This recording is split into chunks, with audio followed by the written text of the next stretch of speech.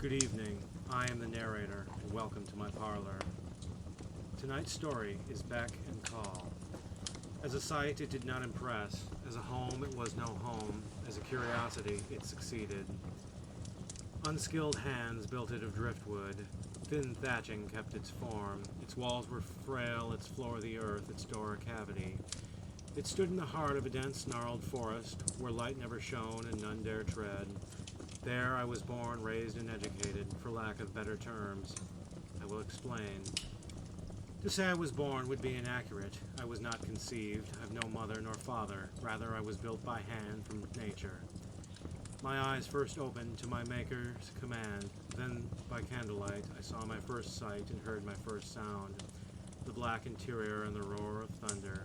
To say I was raised would be inaccurate. Carved from wood, I had no growth stages. My mind need not have matured. It was complete when I awoke. I have no soul, only a spark. Religious teaching was unneeded. To say I was educated would be inaccurate. Again, I had no need, whether by schoolhouse or private tutor. Man's knowledge is nothing to my Maker.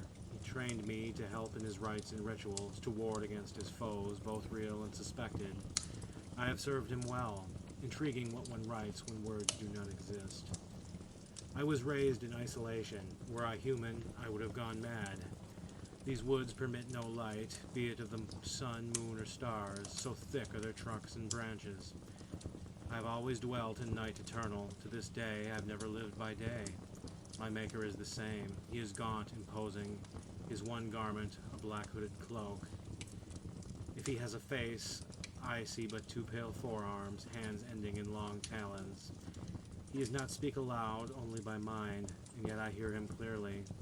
Believe it or not, he was human once. The woods are never silent. They burst with noise. They are moist and drizzled, submerged one half in swamp. The trees are massive, black and mottled, the rocks and stones large and jagged. Still it is home to many creatures. In the wind flies a large insect, buzzing with long antennae. On the ground swarm maggots and vast invertebrates, horned and shelled. In the brooks and streams lurk great amphibians, gurgling and hissing basso profundo. Above all soars a black bird, overlooking it all with glowing yellow eyes. These are but a sample. These woods may have once been traversed, once in ages past, documented only in a moth-eaten tome gathering dust in the far corner of an ailing library. Its author would have been hardy, the foolhardy or thrill-seeking. Hence why my master dwells there. There are no villages or trading posts to wreck the peace his pursuits demand. I am this land. It is me. From its trees I was carved. From the dye of its berries my eyes and lips were painted. From the wool of its sheep my clothes were knit. When I see myself, I see them. When I see them, I see me. My feet are the soil on which they step. My education began the moment I awoke. From my earliest steps, I was immersed in arcane texts. The ages had yellowed their pages, the elements their covers. I knew the symbols therein, the stars, the suns, the moons, the geometric feats. I helped my master again in all his rites, preparing ingredients, lighting candles. I heard his incantations, which I cannot write. He did not speak them aloud, though I heard them. On these nights, I felt I knew his art as well as he, but I knew I would never share his power. Fine. I knew my rank and sought nothing more. Even with my limits, I was no slouch. He had drawn many enemies in his many years, like all those in his field. I was to defend our meager dwelling when they came. He created me. I was an extension of him and his power. I repelled the riders, spotting their black hoods and spectral steeds in the night sky. I thwarted the beasts when they advanced under the spell of sorcerers seeking our texts. I triumphed over the celestial powers when, angered by our use of their energies, they descended. Alas, I am carved from wood. I am a physical thing and am subject to physical processes.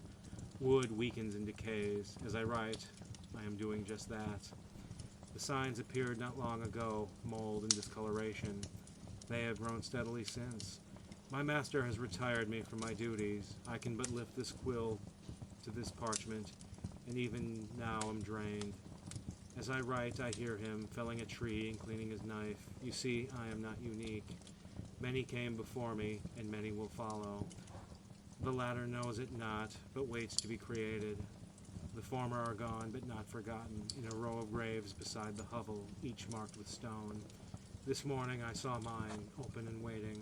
Soon I will enter. I will live on, just like those before me. I will join them in the ether, forever watching our master and our land.